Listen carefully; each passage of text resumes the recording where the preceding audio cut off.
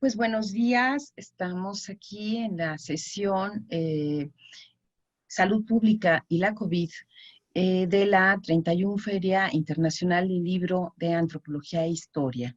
En esta ocasión tenemos el privilegio de pensar en unos invitados internacionales para pensar en pues en un fenómeno que nos está agobiando prácticamente en el mundo entero, que es la pandemia de la COVID, que todos sabemos que nos ha demostrado que el fenómeno de la globalización se ha manifestado de una manera realmente lamentable y al mismo tiempo sabemos que las experiencias regionales han sido diferentes. En el Instituto Nacional de Antropología, incluso desde que suspendimos actividades, empezamos a tratar de promover la cultura en línea a través de la Secretaría de Cultura y, por supuesto, de todas las redes sociales en la manera en que nos hemos podido sumar.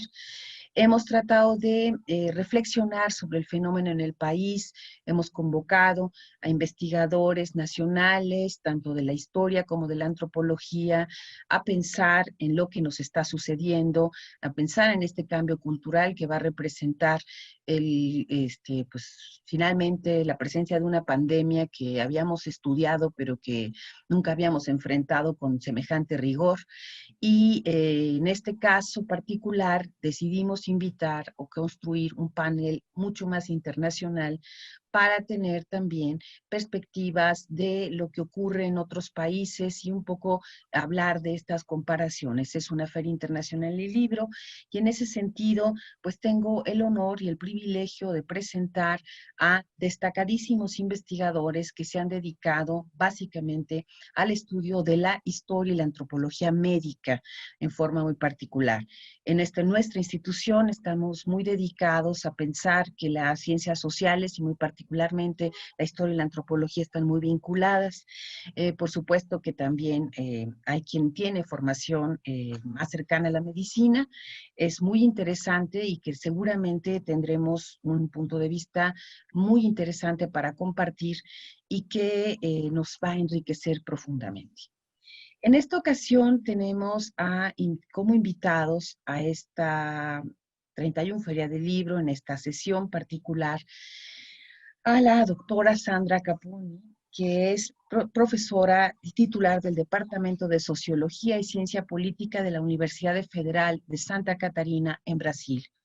Debo decir que la doctora, bueno, tiene varios postdoctorados, es profesora de varios grupos de investigación, ha formado grupos de investigación y es autora de un número amplísimo de libros, de los cuales seguramente ustedes se van a enterar gracias a los pequeños perfiles académicos que se acompañarán en esta sesión.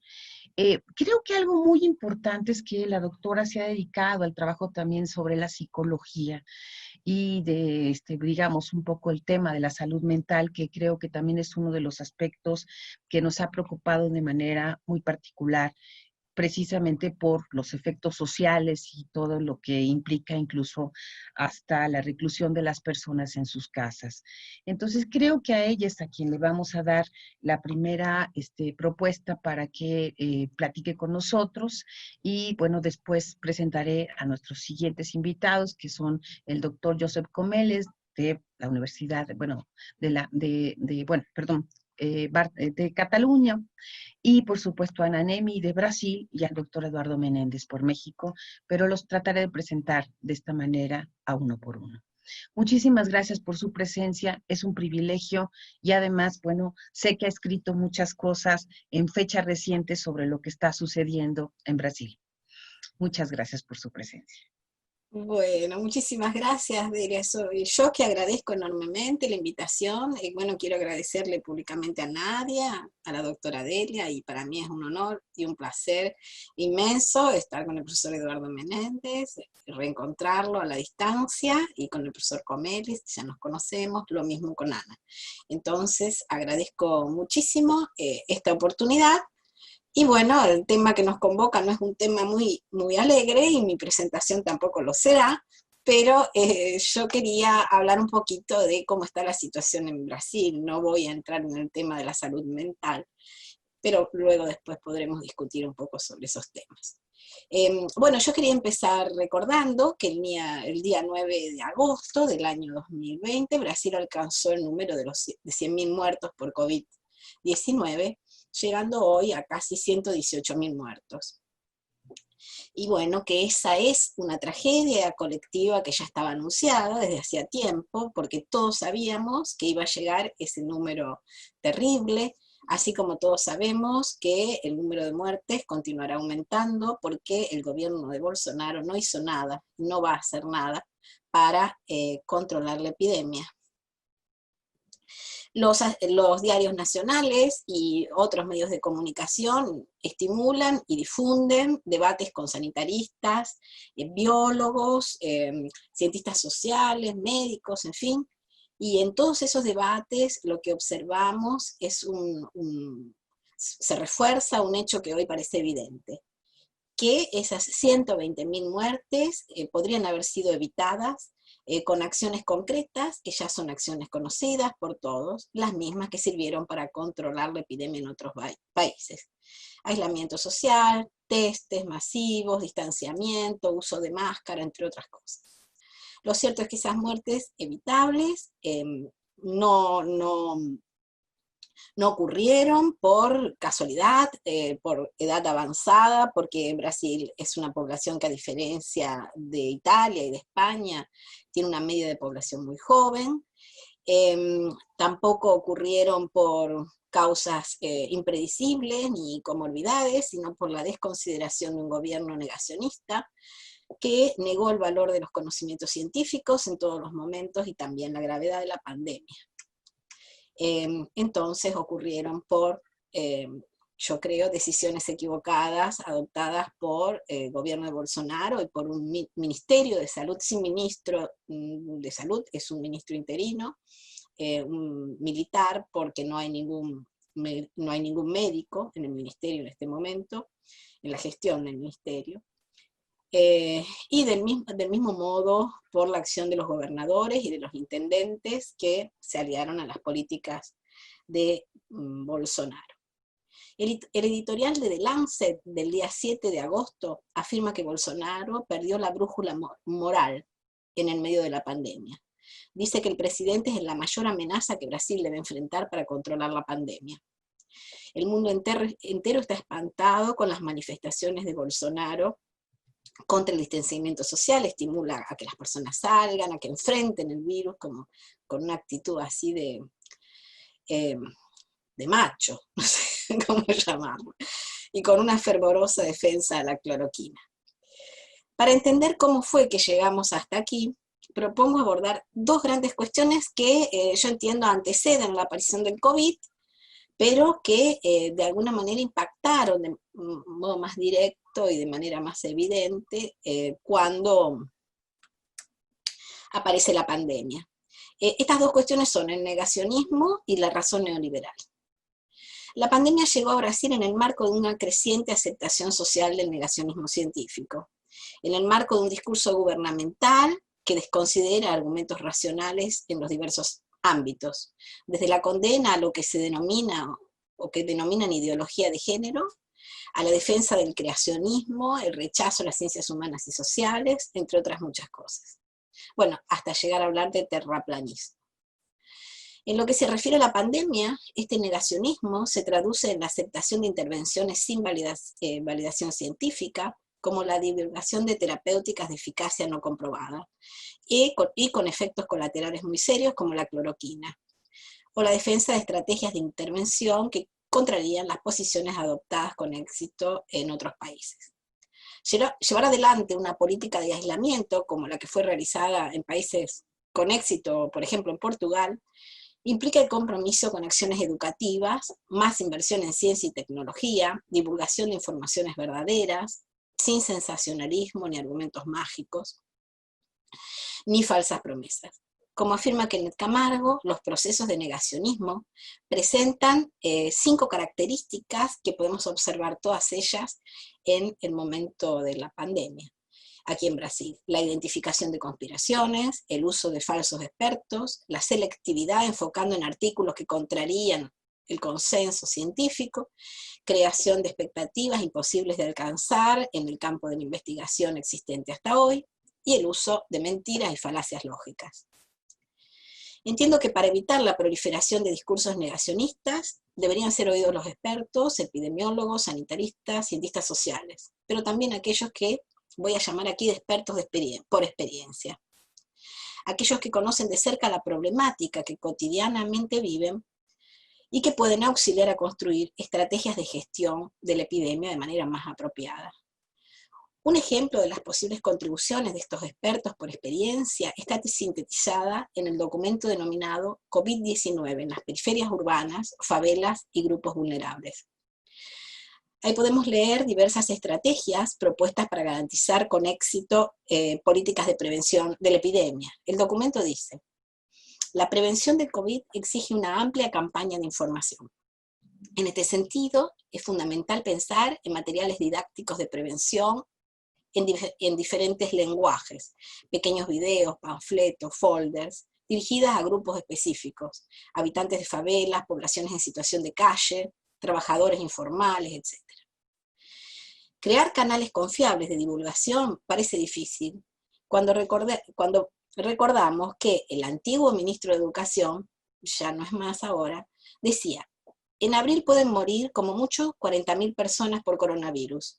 Ese es el número de muertos por año en accidentes de tránsito. No hay que alarmarse tanto. Es necesario volver a vivir, abrir las clases, abrir las escuelas. El gobierno no parecía y no parece entender que el problema es la falta de una estructura hospitalaria capaz de tratar y acoger muchos millares de enfermos que llegarán al mismo tiempo, demandando camas, estructuras de terapia intensiva, medicamentos y respiradores. Ya hay más de 4.500 personas en Brasil que murieron en sus casas, no consiguieron llegar a la UTI. Unidades de terapia intensiva. En esta misma línea se sitúa el presidente cuando argumenta: 100.000 muertos es el número esperado, porque, él insiste, 70% de la población va a tener coronavirus, sin dimensionar la tragedia que implica ese número, el número de muertos, en lo que él espera y llama inmunidad de rebaño. La estrategia defendida por Bolsonaro con mayor insistencia es el uso preventivo de medicación. Viejos medicamentos son presentados como verdaderas balas de plata contra el COVID, entre ellos cloroquina, hidroxicloroquina, ivermectina y ozonio aplicado por vía rectal. Aun cuando el efecto terapéutico de esas medicaciones es nulo, y algunas de ellas tienen efectos colaterales nocivos, es necesario observar el efecto ideológico poderoso que ellas poseen. Decir que contamos con un medicamento eficaz significa que debemos salir a trabajar y a consumir, que el aislamiento es solo una actitud de personas, como el presidente define, cobardes, que no quieren enfrentar la epidemia. Fundamentalmente la cloroquina es presentada por el presidente como la llave mágica para negar la realidad de la epidemia, con el alto costo de exponer la población que cree en sus palabras al contagio y a la muerte. Este negacionismo convive estrechamente con una lógica neoliberal que defiende la falsa oposición entre salvar vidas y salvar la economía, como si fuera posible edificar la riqueza de un país sobre cadáveres. Vivimos en Brasil en el comienzo de la pandemia. Vimos que algunos estados adoptaron políticas de aislamiento bastante estrictas, por ejemplo mi estado, Santa Catarina. Pero sin la articulación con un gobierno federal que asuma los riesgos, la presión de los empresarios locales y la falta de recursos económicos destinados a las poblaciones vulnerables, esos esfuerzos llegaron rápidamente al fracaso.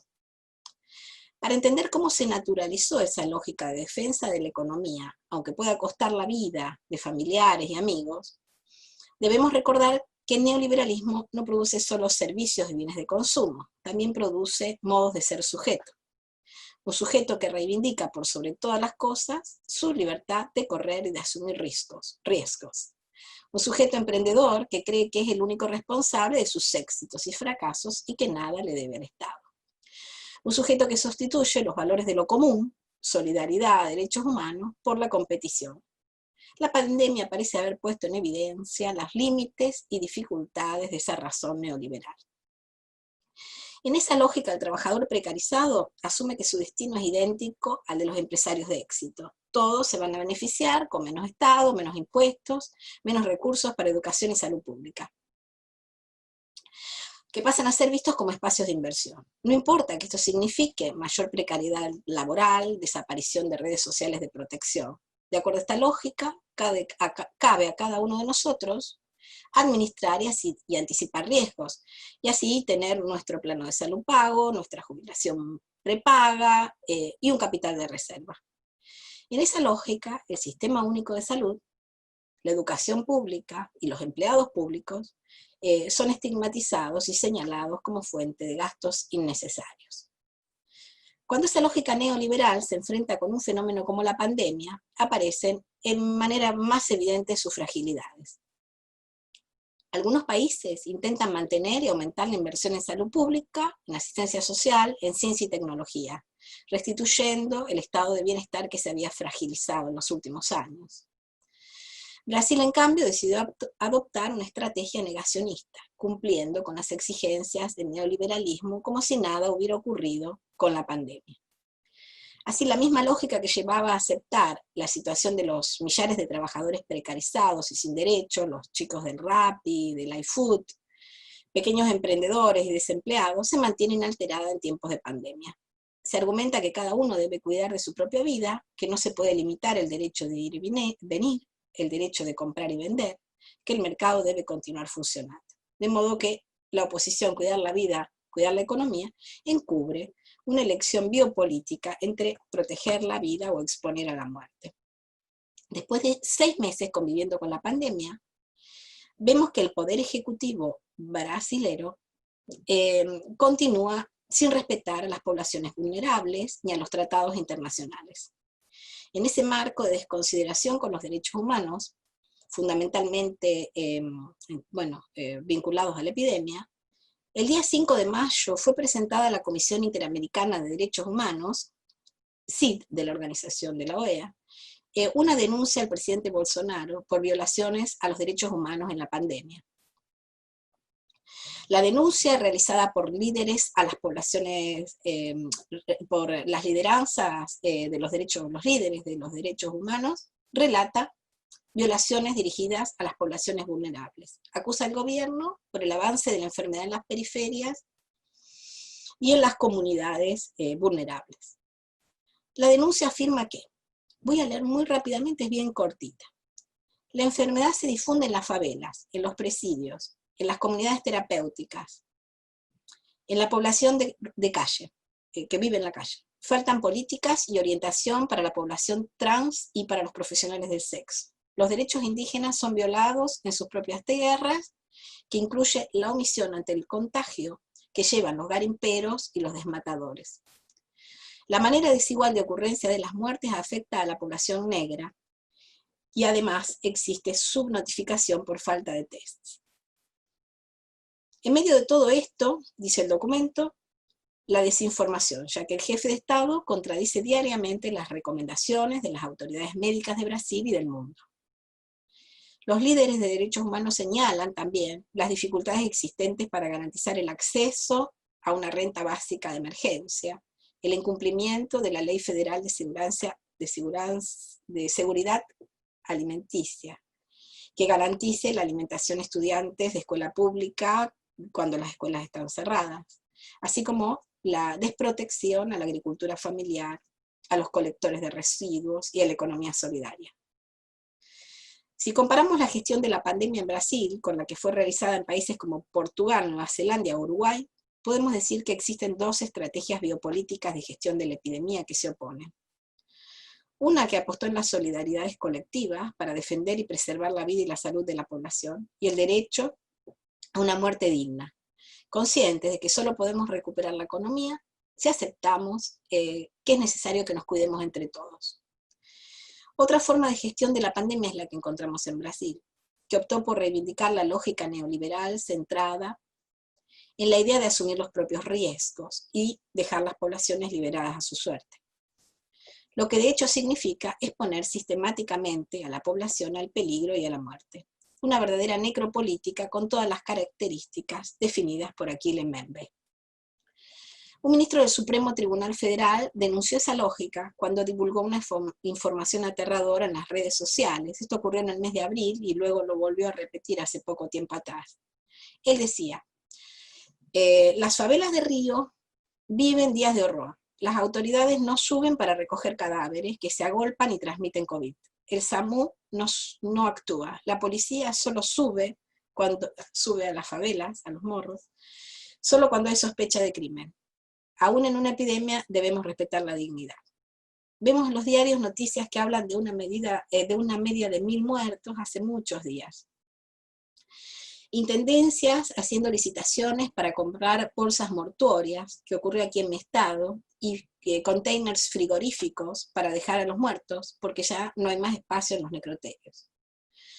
Esa lógica de la muerte se disemina mientras se estimula que todos salgan a hacer sus compras al shopping o al mall. Es verdad que en países del tamaño de Brasil se hubiera perdido mucho dinero si las personas se mantenían en absoluto aislamiento social, pero sin la existencia de una política de divulgación de informaciones, medidas de aislamiento, aumento de test y estructura hospitalar, Brasil conquistó el triste récord de ser el segundo país con mayor número de casos del mundo y el mayor número de muertes también, después de Estados Unidos.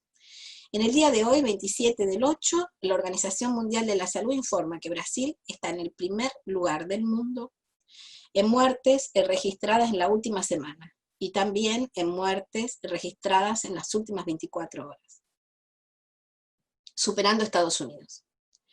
Este panorama que se agrava aún más si consideramos que existe una inmensa subnotificación y que a nivel gubernamental se niega repetidamente la gravedad de la pandemia, se banalizan las muertes diarias, al punto de que Bolsonaro recientemente celebró un supuesto triunfo contra el coronavirus.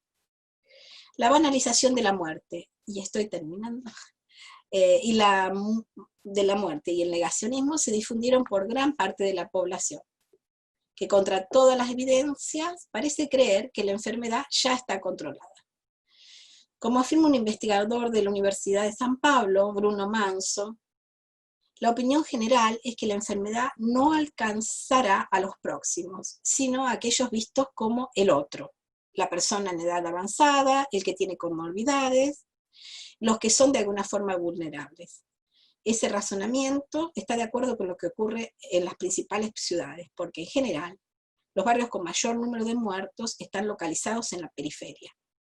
Esto significa que la banalización de la muerte no es exclusiva de los gobiernos, sino que también las ideas divulgadas por el presidente se extienden a gran parte de la población. Inevitablemente el sufrimiento de las personas vulnerables será maximizado en épocas de pandemia, si no reciben una ayuda constante y sostenida de los estados. Después de muchas negociaciones, el gobierno Bolsonaro destinó un auxilio de $600 para la población. Sin embargo, esta ayuda, que es muy importante y muy necesaria, no fue acompañada de estrategias de aislamiento ni de otras medidas necesarias, como ampliación de saneamiento básico, acceso a vivienda digna, inversiones en los hospitales, que fue muy limitada. La mortalidad en Brasil no es democrática. Aunque puede afectarnos a todos, la mayor parte de los muertos en Brasil tiene color y clase. Es pobre y es indígena o es negra. Basta recordar que la primera muerte por coronavirus ocurrió en Brasil fue de una empleada doméstica de 63 años que trabajaba en la casa de una pareja que había llegado de Europa contaminada con el virus y no le informó. Hoy, 6 meses más tarde, un estudio realizado en el Instituto Polis de San Pablo muestra que el estado de San Pablo, la mortalidad por COVID en el estado es 60% mayor en la población negra.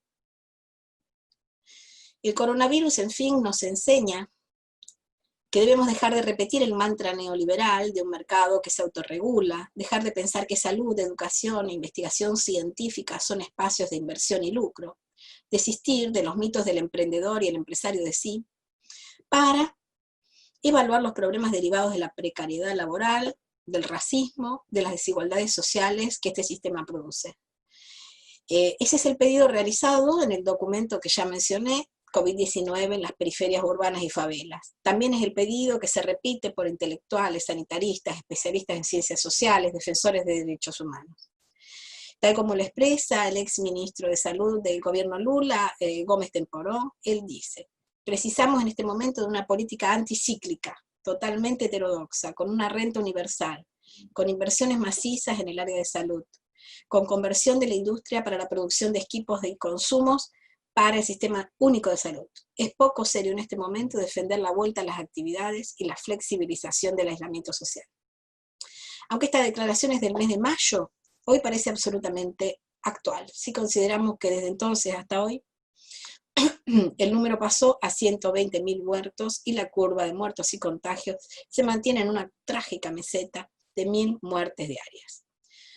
Bueno, era eso lo que quería dividir con ustedes. Muchas gracias por escucharme. Pues muchas gracias, es muy importante oír su perspectiva. Evidentemente, esta es una enfermedad que tiene pues, una misión política, una visión desde la salud, una visión desde múltiples aspectos y, por supuesto, desde la academia como alguien estudioso de un tema que puede mirar este tipo de fenómenos que nos ha afectado a todos en el mundo y que bien valdrá la pena seguramente que seguiremos platicando sobre el caso de Brasil en este conversatorio y en esta ocasión pues continuaría dándole las gracias por supuesto a una doctora como Sandra Caponi que tiene una enorme cantidad de publicaciones y que pues también es muy, muy destacado su papel en estos estudios e incluso en sus vínculos con Francia. Es una investigadora de carácter totalmente internacional.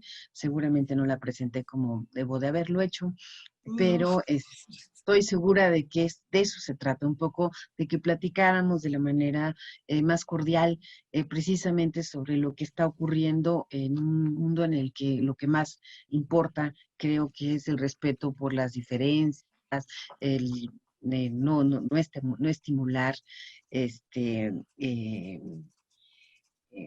digamos, las discriminaciones y todos los aspectos que están asociados también a estas terribles enfermedades.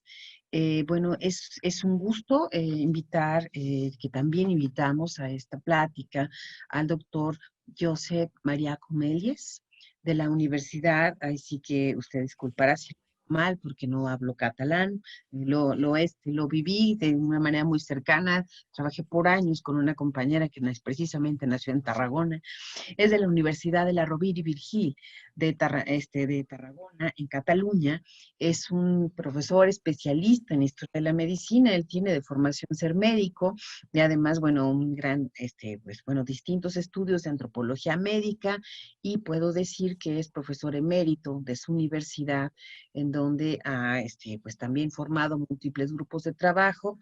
Pues hablar de sus publicaciones, como de todo el panel que me acompaña, es prácticamente algo así como interminable.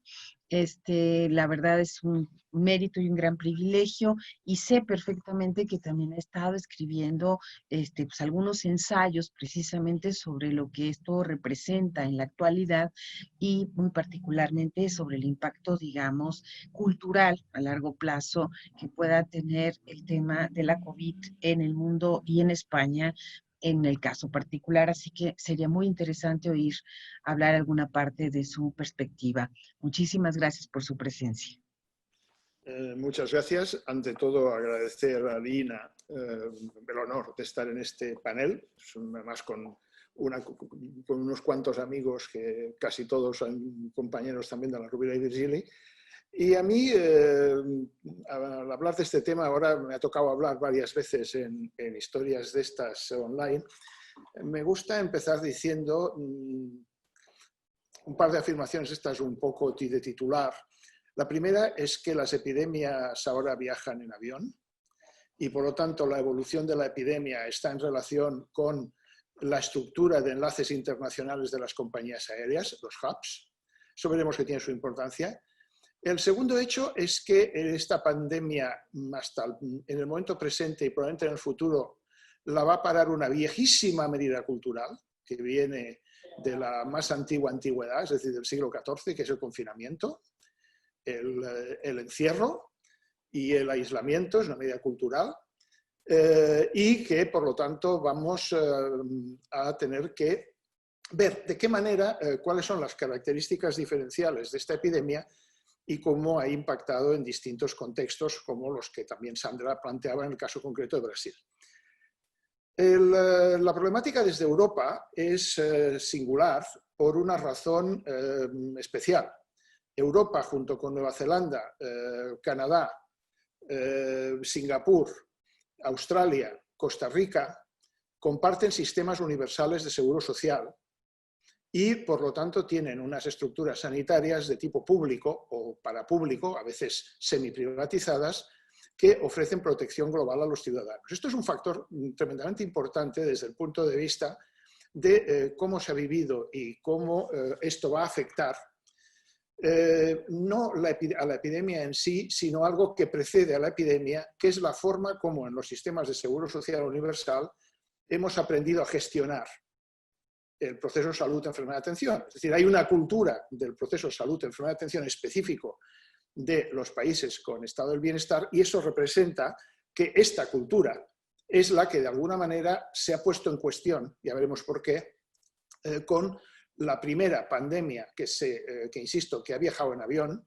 y la primera gran pandemia de transmisión aérea, o básicamente de transmisión aérea, y por lo tanto con un alcance global que no ha tenido ninguna de las otras, excepto la gripe asiática del 57 y la gripe española del 18. Pero, ¿cuál es la diferencia entre la gripe asiática del 18, que la gripe asiática la gripe del 18 viajó en barco de Kansas a Europa, y la gripe asiática del 57 viajaba en Super Constellation, que es un tipo de cuatrimotor que seguramente únicamente los que tenemos cierta edad recordaremos. Y en donde el viaje aéreo era tan caro y tan complicado que a América se venía desde Europa todavía en la compañía Costa Cruceros, la compañía Costa desde Génova o mediante también en barco. Por lo tanto, esta es la primera pandemia en que se transmite por vía aérea en los dos sentidos, porque la transmisión es aérea y porque además han sido los flujos aéreos de vuelos los que han favorecido la aparición de la pandemia. Fíjense que en el caso del origen de la pandemia está evidentemente en China, pero el virus circulaba por Europa probablemente a finales de diciembre y durante el mes de enero y febrero. Tanto es así que en febrero, a primeros de febrero, se suspendió el Mobile World Congress, que es el congreso más importante de telefonía móvil del mundo, que se hace en Barcelona. En el momento en que esto se prohibió o se canceló, muchos, yo mismo, pensamos que era muy exagerado, porque no parecía, teniendo en cuenta que en enero o febrero en Europa y la gripe estacional, que produce un número de muertos muy alto también, sobre todo en gente vulnerable, y no llegamos en ningún momento a pensar lo que iba a suceder 2, 3, 4 semanas después. En segundo lugar, de alguna manera, Europa, el mundo europeo, también Nueva Zelanda y Australia, con una diferencia. Nueva Zelanda y Australia son dos islas, un continente y una isla, y por lo tanto muy fácilmente aislables. Europa no. Llegó el COVID a Europa pues, a través del aeropuerto de Roma y Milán, a través del hub de Frankfurt y a través de los aeropuertos de Barcelona y Madrid, que tenían vuelos directos con China y porque además por el hecho de la globalización económica, los flujos aéreos entre China y Europa, y sobre todo en la zona de Wuhan, que es una zona industrial muy importante, alimentaron flujos enormes de ida y venida de ejecutivos europeos que iban a las empresas chinas, estudiantes universitarios, incluso expediciones militares deportivas. Es decir, que no era un flujo de migrantes el que trae el COVID a Europa, sino es turistas ricos de los países asiáticos que van a Florencia o que van a París o que van a Ámsterdam y ejecutivos y business, gente del mundo del business, que trae la pandemia a Europa. Por eso, significativamente, el mobile se suspende inmediatamente. Nadie quería arriesgarse a meter 100.000 personas en el mobile de Barcelona a finales de febrero del 2020 teniendo en cuenta lo que podía representar desde el punto de vista de seguros de enfermedad para las empresas correspondientes. Entonces, este es un primer factor. El segundo factor importante es los modelos de organización muy diferentes de los sistemas de salud europeos, australiano y neozelandés. Son sistemas de salud específicos de cada país, cada cual tiene su lógica y cada cual ha generado su propia cultura de la salud. Entonces, claro, es muy difícil comparar estrategias sin tener en cuenta el cómo cada uno de estos países ha desarrollado sus modelos asistenciales.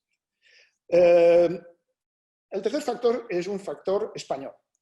Tiene que ver con una crisis del régimen español de 1978, una crisis que es palpable y que en los últimos 2 o 3 años ha situado, es decir, ha mostrado los límites del modelo constitucional del 78. Esto lleva a que en este momento es imposible tener mayorías cualificadas para efectuar reformas de calado, porque no se dan las condiciones políticas para hacerlo.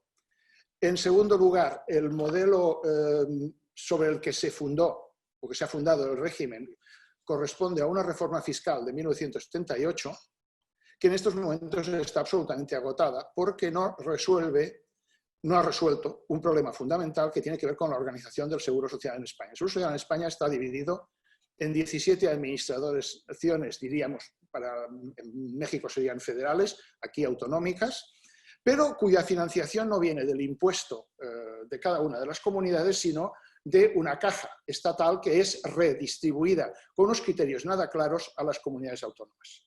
¿Esto qué representa? Representa que el Ministerio de Sanidad en España, en el 1 de marzo de 2020, es un edificio del Paseo del Prado de Madrid con 4.000 funcionarios. Pero de estos 4.000 funcionarios, la mayor parte corresponden a agencias, a la Agencia de Medicamentos, a la Agencia de Seguridad Alimentaria, a la Escuela Nacional de Sanidad y demás. Porque todo el resto está transferido a las comunidades autónomas según la Constitución del 78. En la medida en que el sistema fiscal español es un sistema fiscal que ha quedado obsoleto, en este momento, cuando se implanta este sistema, lo que permitió fue cubrir el peor déficit que tenía la sanidad española, que era un déficit hospitalario. Entonces, en este momento, el 60% del gasto hospitalario en España, el 1 de marzo, corresponde al gasto hospitalario, un 30% al gasto farmacéutico, un 13% a la atención primaria y el 1 o el 2% a lo que podríamos llamar salud pública. ¿Por qué? Porque en Europa los modelos políticos posteriores más o menos a los años 80 y 90 han trasladado la responsabilidad de la salud a los individuos y han dejado en manos del Estado la gestión de la enfermedad. Con lo cual se produce el que la población entiende que cuando uno está enfermo va a recibir servicios, y servicios que en Europa suelen ser de primerísimo nivel, pero que en cambio los programas de atención primaria son muy débiles porque existen posibilidades de saltárselos mediante pagar mutuas privadas y porque además la idea es que la salud, la responsabilidad sobre la salud de uno mismo es básicamente individual. Y el ejemplo más claro son las campañas antitabáquicas en Europa. Es decir, usted es responsable de su salud, por lo tanto no fuma. Bajo este criterio, que es el criterio que se ha seguido durante estos prácticamente 40 años, se ha construido una cultura de la salud extremadamente hospitalocéntrica, pero extremadamente desconfiada en relación al valor de la primaria. Y este contexto es el que va a producir lo que ha sido, lo que va a ser y lo que está siendo una de las peores crisis sanitarias en Europa, como es la española. En la última semana de febrero y primera semana de marzo, tanto en Barcelona como en Madrid, pero sobre todo ya en Madrid, había un brote de transmisión comunitaria no controlado. La opción lógica hubiese sido, en un país normal, confinar Madrid y confinar probablemente Cataluña, bajo el criterio muy clásico de la densidad, de que la densidad de población de la conurbación de Madrid, la conurbación de Madrid es una ciudad de 6 millones de habitantes, ya los del DF lo pueden considerar pequeño, pero esto en Europa es grande, y la conurbación de Barcelona, el área metropolitana 2, son 4,5 millones de habitantes, pero que se alarga 200 kilómetros norte y sur, por toda la costa. Por lo tanto, se produce, desembarcan, el virus llega por el Prat y llega por Barajas, se empieza a diseminar por todos los estratos sociales de una manera transversal y al principio también por las clases altas. Y la paradoja es que la rapidez, o sea, la contagiosidad del virus es tan elevada que entonces el gobierno se encuentra ante la tesitura de qué tipo de respuesta hay que dar. Algunas comunidades autónomas aplican políticas tipo Bolsonaro, básicamente las de la derecha, o pretenden aplicarlas. El gobierno catalán pide que se cierre, que se confine Cataluña y confina una comarca. Madrid, por razones puramente políticas, se niega a confinar Madrid porque suponía aceptar una serie de compromisos políticos que no estaban dispuestos a aceptar. Y entonces el discurso, cuando ya no tiene más remedio, el 13 de marzo, de decretar el estado de alarma, nuestro flamante presidente del gobierno se le ocurre decir que el virus no tiene territorios. Cuando desde la Edad Media, si algo está claro, es que toda epidemia está territorializada. Entonces, pretender resolver un problema territorial partiendo de una idea de ciudadanía global de 46 millones de habitantes, convierte el país en un polvorín, porque no hay límites para el contagio. Sobre todo por la enorme capacidad de movilidad de la población. Por ejemplo, Madrid veranea en la costa mediterránea, a 400 kilómetros de su casa, y el área metropolitana de Barcelona veranea 200 kilómetros al sur, 200 kilómetros al norte por la costa. Es decir, que cualquier fin de semana representaba una expansión enorme del virus del brazo de las clases medias, entonces. En un principio, menos de las clases bajas que de las clases medias. Entonces, la respuesta del gobierno fue proclamar un estado de alarma brutal, que ha representado una caída de un endeudamiento público de 1 billón de euros a 1.200.000 euros y una caída del Producto Interior Bruto del 20%, casi del 20%. ¿Por qué? Porque un país como España, en donde el 15% del Producto Interior Bruto es turismo, vio cómo cerró, colapsó la estructura productiva, una parte enorme de la estructura productiva del país. Esto fueron conscientes, pero tampoco tenían una solución para resolverla, porque en el momento en que esto se plantea, la pandemia ya era absolutamente incontrolable. El criterio que entonces se utilizó aquí fue además muy peligroso. Y creo que tiene aspectos culturales que vale la pena saltar. Primero, una afirmación era: el virus no tiene territorio. El segundo, a finales de año habrá vacuna. Claro, yo me eché a reír cuando oí esto. Pero este fue el mensaje que se difundió. Y el tercer mensaje que se difundió es el aquí mando yo. Y en el fondo, aquí se hace lo que yo quiera. Lo cual quiere decir que usted, ciudadano, o me obedece o le metemos una multa. Y se multaron 1 millón de personas. No se sabe, nadie sabe si estas multas se llegarán a pagar o no, pero el caso es que el modelo fue no decirle a la población: ustedes son la vacuna, porque la vacuna es cultural y es la conciencia ciudadana la que tiene que contribuir a parar la pandemia, sino ordenar a la población, diríamos, en un estilo autoritario militar, bonapartista, si se quiere, para que la gente se quedase en casa.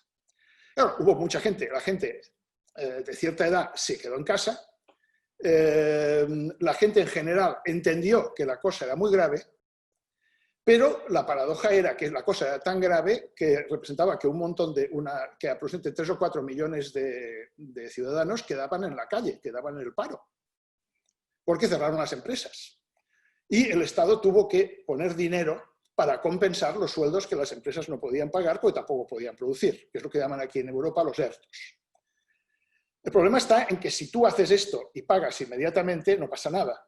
Pero si tú haces un ERTO y empiezas a pagar el ERTO en el mes de agosto, ahora, y aún no todo el mundo lo ha cobrado, la situación social puede convertirse en explosiva. Y estamos hablando ya no todavía de clases del proletariado, sino de clases medias. Clases medias con un cierto nivel de recursos adquisitivos. Segundo aspecto importante, la crisis explota y entonces se dan cuenta de que Alemania tiene 29.000 unidades, camas de UCI y España 4.400. 4.400 son las camas de UCI que con la epidemiología, diríamos, con la demanda habitual dentro del país, eran más o menos suficientes. Pero no puedes, con esas 4.400 camas en todo el Estado, 600 en Cataluña, cubrir una demanda que obligó a sextuplicar las camas de unidades de cuidados intensivas en 15 días. La respuesta fue militar. Se aplicó una economía de guerra, se aplicó un modelo militar y desde este punto de vista el dispositivo hospitalario del país, que es muy bueno, supo organizarse y supo responder. Pero lo que es interesante ver en el caso español es que esto resolvía el caso de la emergencia, pero no el de la prevención. Porque en ningún momento se planteó, en el primer momento, que quien tenía que realmente, los dos factores que debían parar la epidemia eran, uno, la vacuna cultural, es decir, el confinamiento, y la conciencia del riesgo del contagio, que son factores culturales, y el papel de detección de atención primaria. Es decir, esta fue la paradoja. Es decir, en el primer momento, durante el mes de marzo, en España se habla de muertos, de UCIs y de ventiladores. Pero en ningún momento se habla de atención primaria. Se habla de prevención porque además no había tests. El gobierno cometió el enorme error de pretender centralizar la compra de suministros para el conjunto del Estado y al cabo de 3 o 4 días se dio cuenta de que no tenía la capacidad. Esto quedaba muy bien hacer un discurso, si se quiere, nacionalista español, que quedaba muy bien delante de la prensa de derechas, pero en realidad era poco práctico porque las comunidades autónomas, cada una de ellas, tenía sus propias estructuras de compra de suministros. Y al cabo de pocos días, el gobierno, a la chita callando, tuvo que devolver la competencia para esto. Pero siguió dando órdenes. Siguió dando órdenes durante 3 meses. El hecho de seguir dando órdenes durante 3 meses ha tenido un efecto nefasto, que es que la ciudadanía le ha costado mucho entender que la responsabilidad no era del Estado, sino de las comunidades locales. Es decir, al efectuar esta maniobra, lo que hace el Estado es que desresponsabiliza a las comunidades autónomas, a los municipios y a los ciudadanos diciendo, no, el Estado ya lo parará. Pero el Estado no tiene dinero. Y esta es una de las paradojas que se producen aquí. Es decir, el sistema es perverso porque en lugar de empoderar a la población, la desempodera. Pero es que también desempodera a las comunidades autónomas, por una razón muy sencilla. Porque como el Estado no va a tener dinero para transferir dinero suplementario hasta que Europa suelte la lana, el Estado se encuentra en que no tiene dinero para financiar lo principal, que es aumentar la ratio de servicios de atención primaria y de detección, que son los que están haciendo la prevención de la pandemia. Esto se retrasó 2 meses y aún ahora, en agosto, no se están cubriendo las plazas necesarias porque, como además se pensó, también de una manera muy arbitraria, que en verano la pandemia remitiría, cosa absolutamente falsa, entonces mandaron de vacaciones a los médicos y a las enfermeras de primaria. Con lo cual ahora, además, las plantillas están bajo mínimos haciendo horas extras todo el día. Además, entonces hay un factor. En un momento determinado bajan las cifras, las UCIs se vacían más o menos, y entonces se plantea un segundo argumento peor todavía, que es el de nueva normalidad. O sea, no se quiere asumir que ya nunca más va a haber normalidad en los términos en que el término normalidad existía el 1 de febrero de 2020, sino que lo que va a haber es no sabemos qué tipo de normalidad y cuándo. Si dentro de 6 meses, dentro de 5 años o dentro de 20 años. No puede haber una nueva normalidad. El eslogan nueva normalidad lo que hizo es reforzar todavía más la desresponsabilización de los grupos primarios. No, esto ya se ha acabado. Y además habrá una vacuna y van saliendo anuncios en la prensa de medicaciones cuando la primera vacuna que yo me atreveré a ponerme, si es que no me he muerto antes, dudo que sea antes de 2 o 3 años. Y falta que sea una vacuna que como mínimo dure 1 año. Porque si dura 3 meses, no se va a poder pagar esa vacuna. Por lo tanto, esta es una de las paradojas que se produce. El segundo factor que se produce con la nueva normalidad es que no se quiere asumir el valor de lo local. De nuevo, hay una desresponsabilización de la ciudadanía.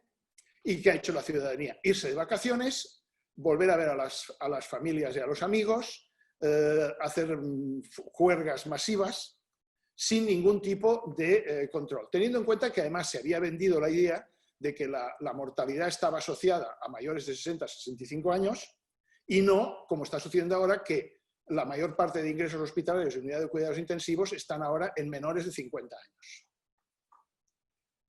Como además había que abrir las puertas porque el país es turístico y como mínimo se contaba con el turismo interior para intentar maquillar un poco la cuenta de resultados de todo el negocio turístico, el verano ha sido un auténtico un desastre absoluto. O sea, están aumentando, hay brotes por todas partes.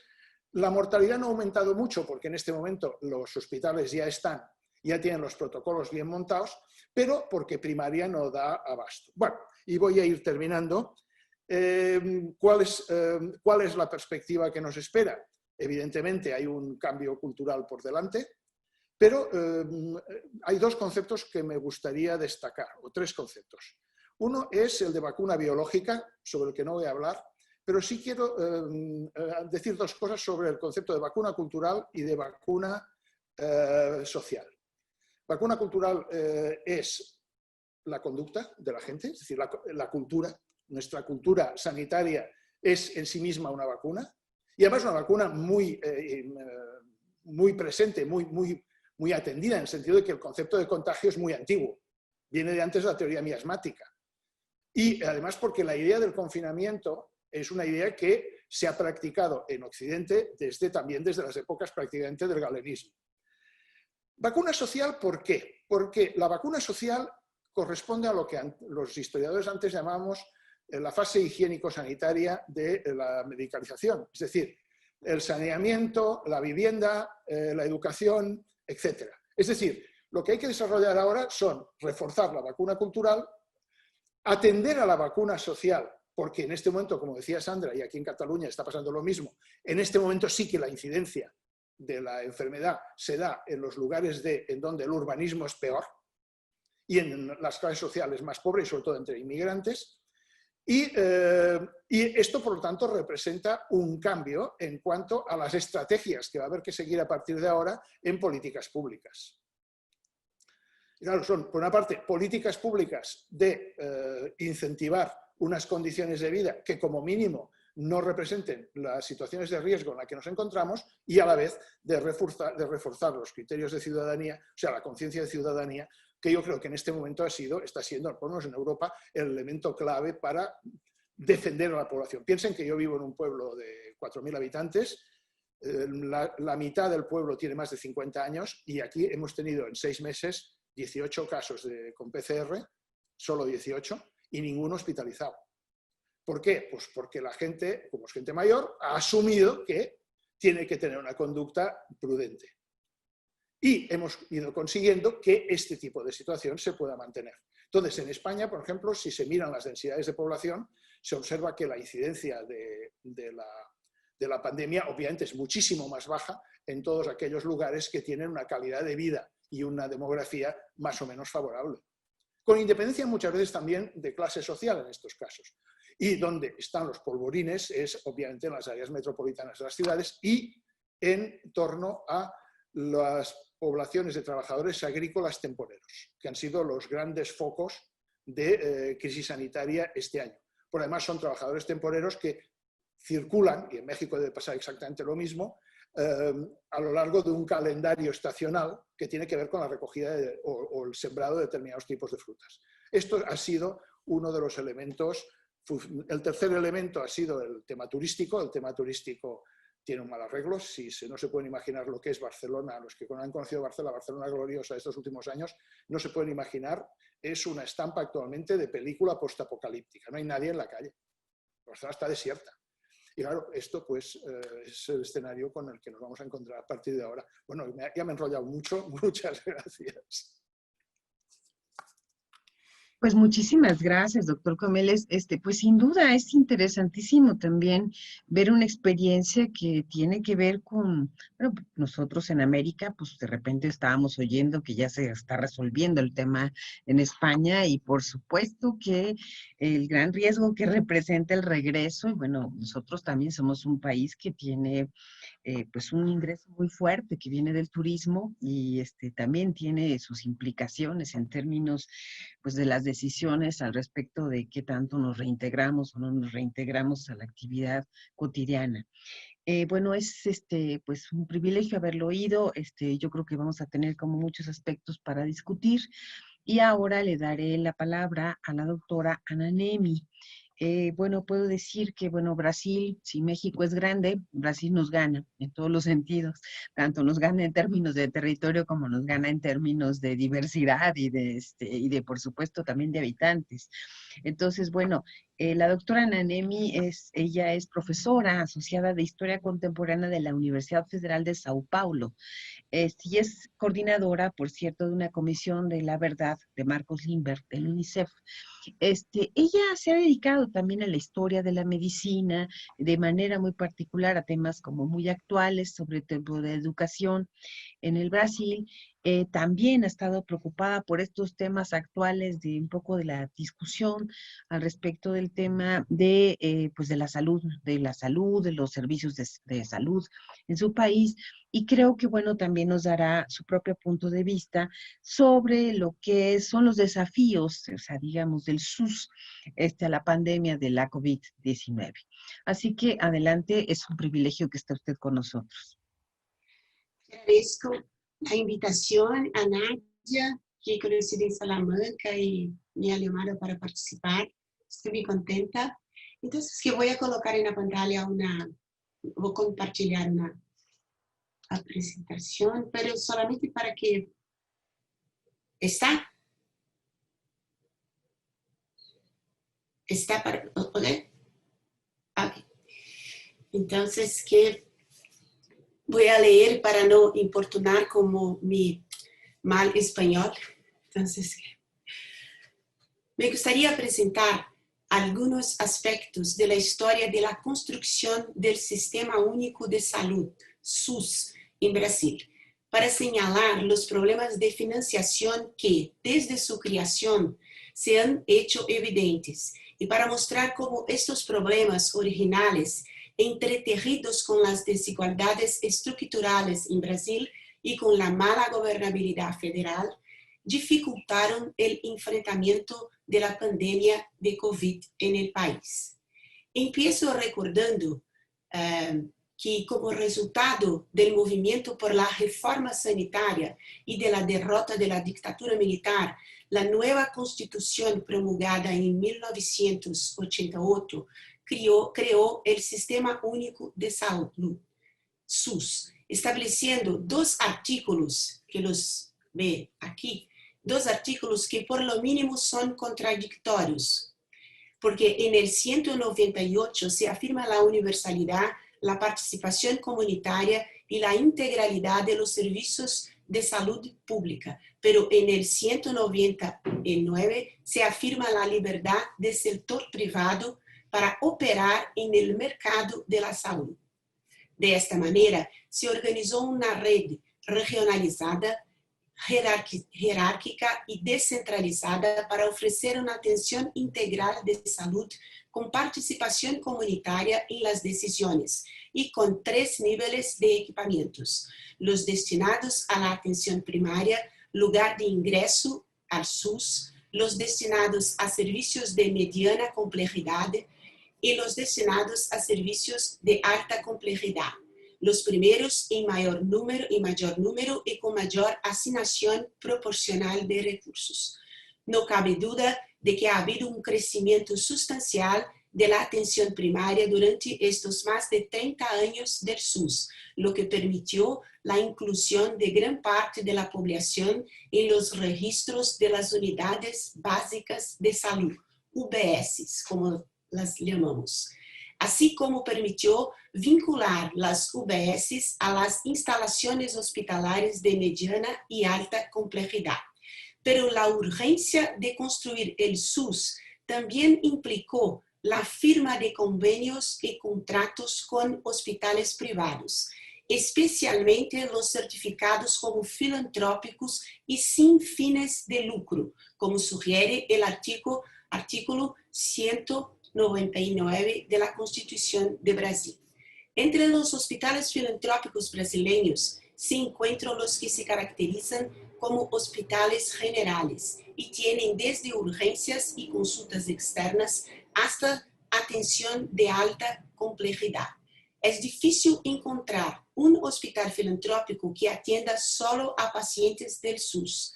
La mayoría de ellos también tienen camas designadas para pacientes con planos de salud privados. Algunos más y otros menos, pero siempre buscando equilibrar sus balances económicos.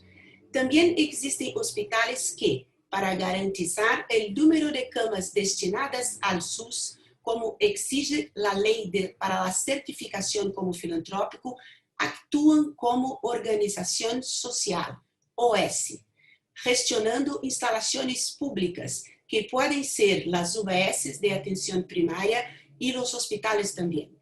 En sus balanzos económicos, las camas de estos establecimientos públicos, así como el número de consultas externas y procedimientos médicos realizados, se lanzan en el porcentaje de acciones destinadas al SUS de la institución en su conjunto, pero los pacientes de los establecimientos públicos que ellos administran, en su mayor parte, no frecuentan los espacios hospitalarios privados. La presencia de hospitales filantrópicos en la estructura del SUS, sin embargo, plantea otro grave problema para la financiación del SUS. La certificación como filantrópico y sin fines de lucro garantiza la exención de pago de parte de los impuestos destinados a la seguridad social y que deben financiar acciones en salud pública. De esta manera, la financiación del SUS desde sus orígenes se ha visto comprometida por la construcción histórica de un conjunto de exenciones tributarias que reducen la recaudación de impuestos y tienen un impacto negativo en la financiación de las acciones en salud pública. Veamos dos principales modos de exenciones.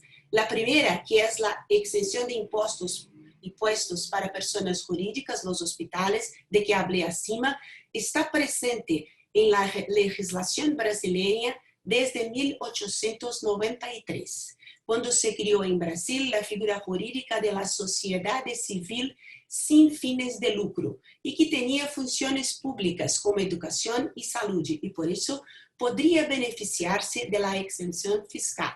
La República de esta manera mantuvo el arreglo institucional que en la época colonial y del Imperio brasileño había garantizado a las Hermandades de la Misericordia la utilización de recursos públicos y privados en la oferta de los servicios de sus hospitales.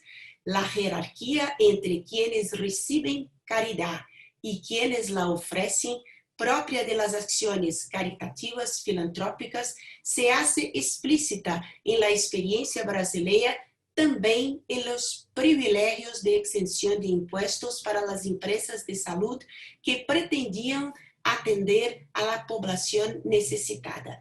El Estado brasileño compartió así la responsabilidad de la asistencia social con agentes privados que hacen sus propias elecciones de áreas de actuación, lo que se esperaba que el SUS podría superar. La segunda exención de impuestos es la para las personas físicas que deducen los gastos de salud de su declaración anual de la renta, lo que significa que el Estado brasileño subsidia la compra de seguros privados por parte de las clases medias. Esta es una creación reciente, pero también republicana. Cabe señalar que la construcción del SUS implicó nuevos niveles de gasto para lograr la inclusión social y la efectivación del SUS, pero no se definieron nuevas fuentes de ingresos. Además, el sistema tributario se mantuvo regresivo a través de las exenciones tributarias antes mencionadas, hecho que se profundizó en la década de 1980 con una reducción de las tasas de impuesto a la renta para favorecer a la clase media, y en la década de 1990 con la exención tributaria para los dividendos de los rentistas, lo que favoreció a los sectores privilegiados que mantenían los recursos en inversiones financieras. Es por lo tanto una situación de construcción de un sistema de salud pública en un momento de retracción de las inversiones públicas, sea por las exenciones citadas, sea por lo que convencionalmente se llamó el consenso de Washington. La creación del SUS en este contexto, que combina impuestos regresivos, exenciones tributarias para personas físicas y jurídicas y retracción de inversiones públicas, es ciertamente responsable por la profundización de las interconexiones entre los sectores público y privado dentro del SUS, con un evidente fortalecimiento del sector privado en la disputa por los fondos públicos. De esta manera, el sistema de salud brasileño tiene dos modelos que operan a veces entrelazados y a veces en paralelo, pero siempre disputando los fondos públicos. El SUS con las unidades básicas de salud, donde trabajan equipos de salud de la familia, la estrategia principal de atención primaria en Brasil, y que se vinculan a equipos de mediana y alta complejidad. Y el sistema privado, que funciona a través de clínicas y hospitales y que no participa en las acciones de atención primaria. Se articulan por muchos de los hospitales filantrópicos, como se mencionó anteriormente.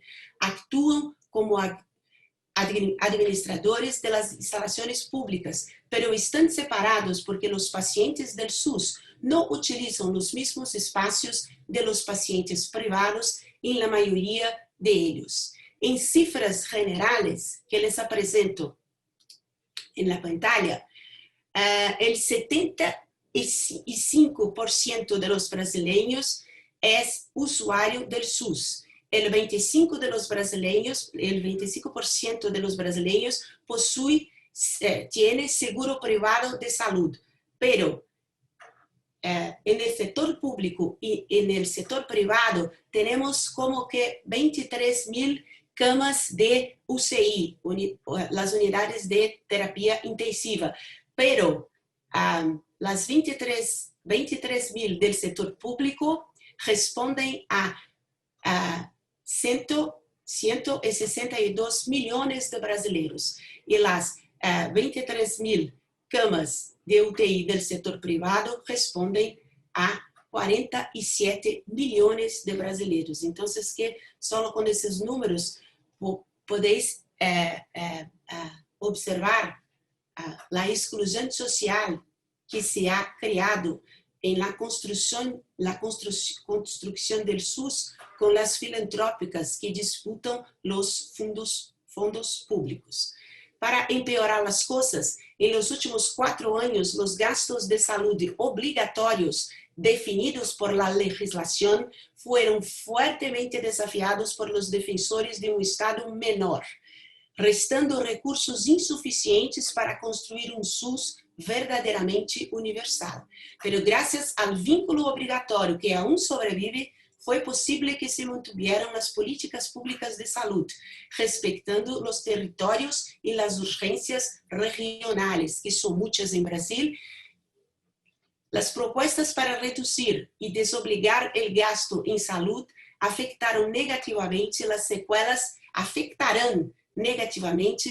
secuelas de la actual pandemia en el próximo año, así como las próximas pandemias que los expertos consideran inminentes, y la lucha contra enfermedades endémicas en Brasil, como la malaria, el sarampión, la dengue y la fiebre amarilla. Así, cuando se registró el primer caso de COVID en Brasil, el 26 de febrero, la capacidad instalada del SUS y su financiación no eran ideales, además de que los niveles de desigualdad social del país eran crecientes. los presento algunos detalles. En 2015, una persona pobre, de cada 100 reales que una persona pobre recebia em 2015, em 2019 eram 79 reais. Pero para uma pessoa rica, de cada 100 que recebia em 2015, em 2019 eram 114 reais. Então, que a desigualdade se refleja também em las tasas de la pandemia. Em la cidade de Rio de Janeiro, a probabilidade de morir de Covid é 4 vezes maior em Campo Grande, uma comunidade pobre, que em Copacabana. Lo mesmo que em São Paulo, a probabilidade de los ancianos que mueram por Covid em Vila Jacuí é 2 vezes maior que no exclusivo barrio de Morumbi. Também há uma grande diferença em la capacidade instalada do SUS entre os estados, por lo que São Paulo não colapsou como Amazonas, aunque todos os trabalhadores sanitários han sofrido estresse enorme. Ante esta situação, houve movimento para unificar a gestão das camas de UTI, unidades de terapia intensiva, para distribuí-las entre os pacientes independentemente de si son asegurados privados o no. Segundo lo dispuesto por ley, pero no ha sido posible, los seguros de salud privado lograron evitar. Los hospitales de campaña fueron construidos con recursos públicos y las UTI del sector privado fueron preservadas.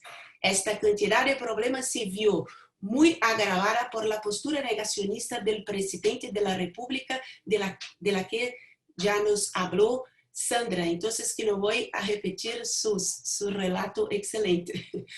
Para nosotros los historiadores, el problema del negacionismo es grave porque nos pone ante la sugerencia de la ausencia del evento, como si las narrativas sobre el evento pudieran subsumir el evento mismo.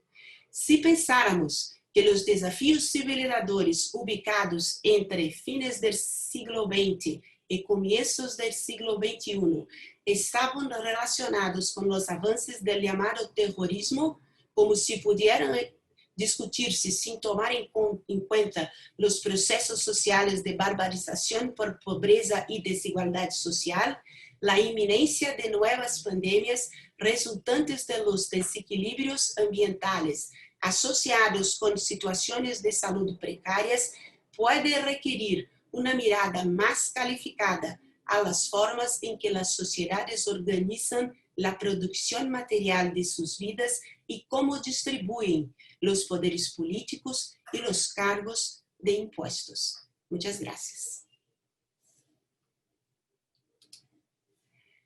A ver. Indudablemente un gran ejemplo. Vamos a quitar la presentación.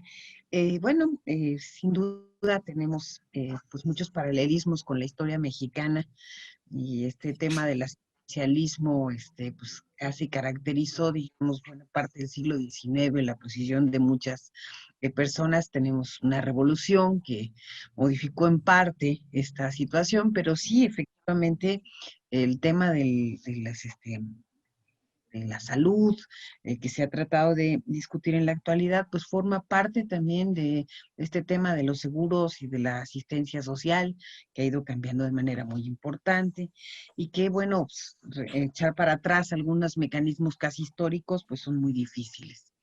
Quiero darlas, ahora sí que la bienvenida y las gracias a la doctora Nanemi. Yo creo que entonces tuvimos como dos perspectivas diferentes sobre lo que sucede, pero que también se complementan. Y ahora me permito darle la palabra al doctor Eduardo Menéndez Espín. Para el Instituto Nacional de Antropología, el doctor, que es profesor emérito del CIESAS, pues no es ninguna persona ajena a nosotros. No solamente el Centro de Estudios, el CICINA, que no es que yo sea colonialista, pero que se originó en el INAH, es el que surge el CIESAS, bueno, existe este vínculo histórico, por supuesto, pero el profesor ha sido, pues, docente de muchos de los antropólogos físicos, de los antropólogos que trabajan en el INAH, ha dado clases de la misma manera, así que creo que sus aportes han sido indiscutibles, y yo no conozco sinceramente a ningún antropólogo de nuestra institución que no haga referencia a todo el valor que tiene en su sentido de formación el doctor Espina. Así que sé que es un grandísimo honor tenerlo a usted aquí. Bueno, el doctor es autor de una innumerable cantidad de libros, ensayos, es imposible hacer un resumen de sus actividades, pero creo que el resumen más grande que se puede hacer seguramente es el agradecimiento de todo lo que ha otorgado en términos de conocimiento, así que para nosotros, qué menor que decir agradecimiento por su presencia. Así que adelante. Bueno, perdón. Agradezco en principio la invitación de la doctora Delia Salazar, y antes de leer mi texto quisiera aclarar que justamente lo voy a leer y que voy a desarrollar un tema o un problema o un proceso que no solo refiere a México, sino que refiere en conjunto a la situación latinoamericana. A principios del 2000, la Organización Mundial de la Salud planteó la posible emergencia de 30 nuevas enfermedades infectocontagiosas que podían cobrar carácter pandémico, vaticinando que algunas podían ser catastróficas en términos demográficos. Si bien todavía no sabemos si viviremos una catástrofe poblacional a nivel mundial, lo que sí observamos es que una vez más los procesos de salud o enfermedad han posibilitado que pasen a primer plano actividades cotidianas consideradas generalmente como secundarias, pese a ser básicas para la reproducción social y biológica de sujetos y grupos, como es el caso de los procesos de autoatención, que la casi totalidad de los comentaristas ha ignorado respecto de su papel central en esta pandemia.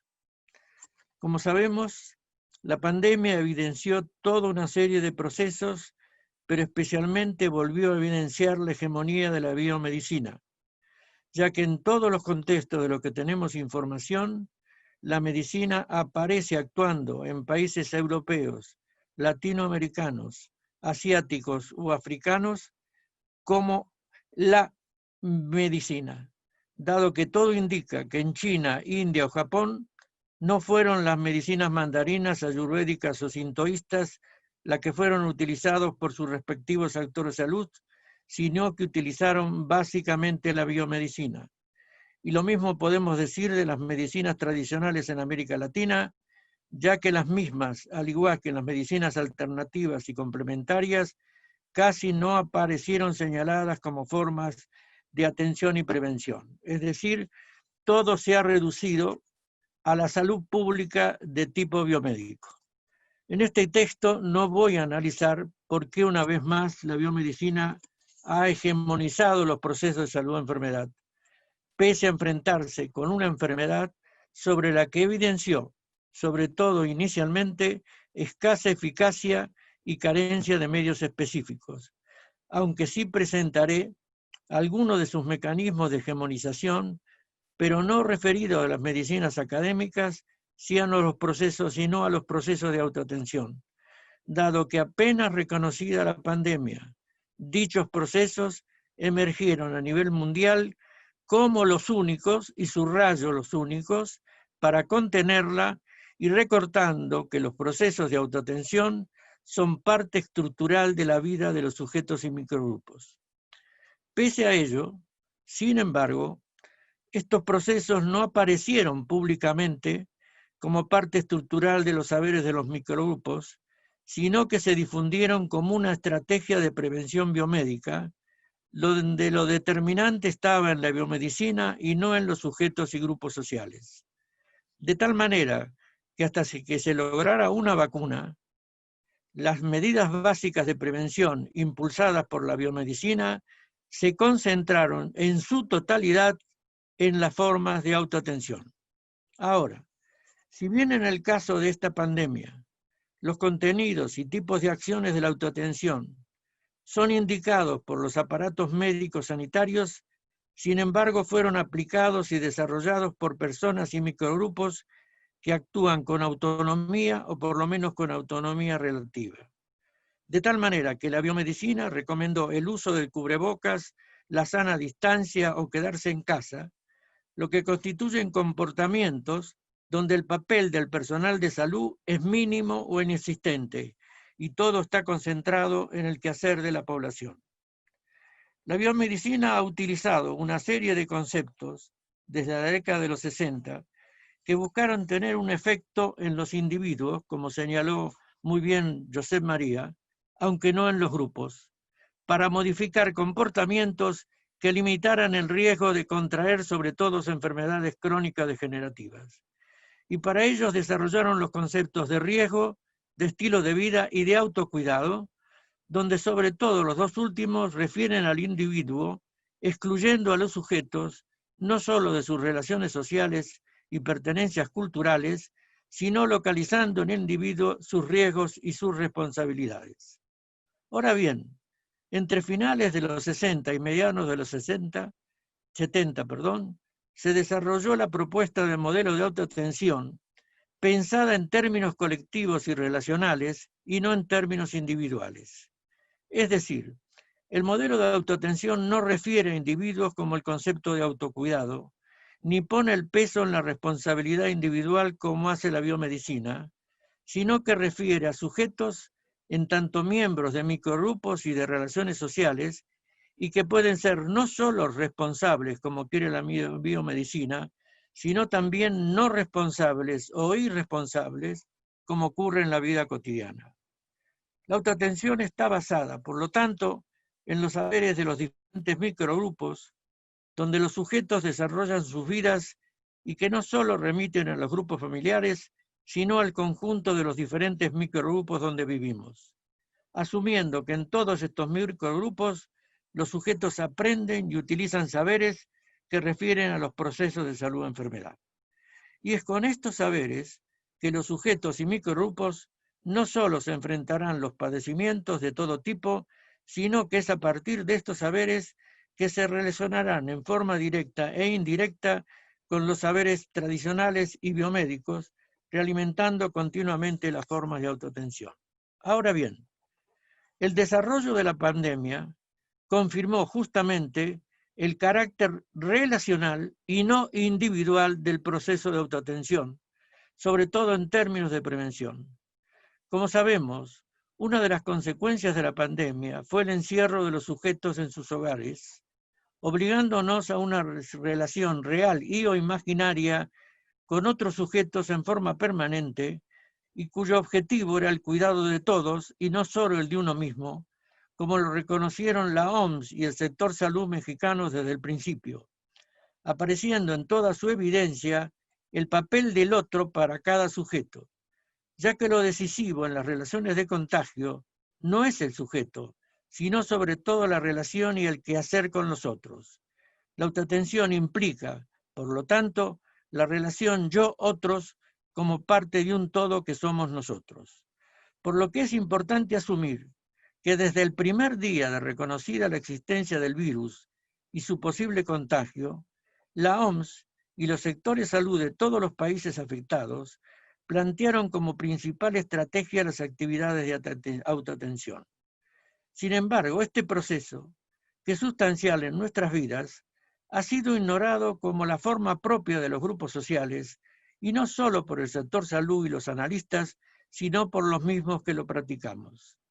De tal manera que la mayoría de nosotros no reconoce el papel que estamos desempeñando en términos de autoatención, y no solo en la prevención, sino también, por ejemplo, en la convalecencia de esta enfermedad, lo que implica asumir y no solo reconocer que el, entre comillas, poder, no solo social, sino técnico frente a la pandemia, está en gran medida en nosotros, por lo menos hasta que se genere una vacuna y o fármacos que limiten los daños.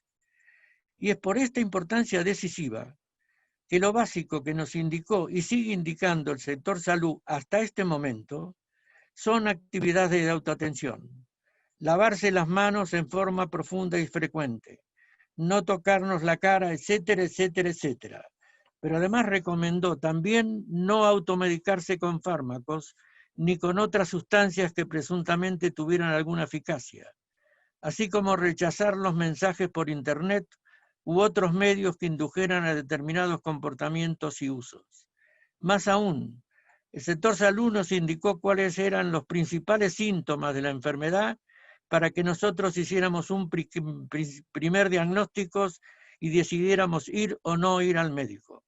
Todo lo cual es parte de la autoatención, pero una autoatención que aparece como una estrategia propia de la biomedicina, en lugar de ser asumida como estrategia básica de los sujetos y sus microgrupos, lo que constituye uno de los más claros ejemplos de hegemonización biomédica.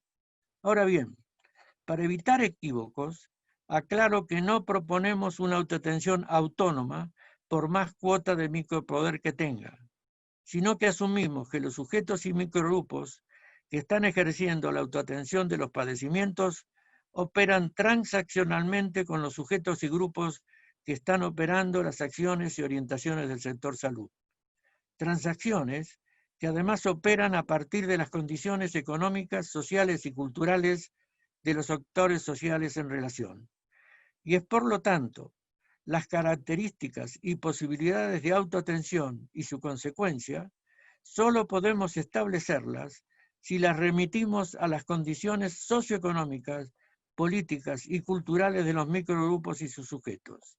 Es decir, para establecer la responsabilidad o irresponsabilidad de los comportamientos de autoatención, necesitamos saber cuáles son las condiciones de vida que posibilitan, limitan o imposibilitan las conductas de sujetos y microgrupos. Mientras el concepto biomédico de autocuidado, como ya lo señalamos, solo remite a lo individual, el concepto de autoatención remite a las condiciones sociales y relacionales de vida, y por lo tanto no solo evidenció las condiciones de desigualdad socioeconómica de la población, sino que puso de manifiesto quiénes podían y quiénes no podían llevar a cabo las autoatenciones recomendadas. Ya que, por ejemplo, la mayoría de los que trabajan en la informalidad no pueden quedarse en casa, pues tienen que salir a trabajar, y esto en un país como México, donde más del 50% de la población realiza tareas informales. La recomendación de lavarnos las manos no puede ser realizada porque gran parte de la población pobre carece de agua o solo tiene agua durante algunas horas al día. Más aún, gran parte de los pobres viven hacinados en una o dos habitaciones, de tal manera que les es imposible mantener la sana distancia.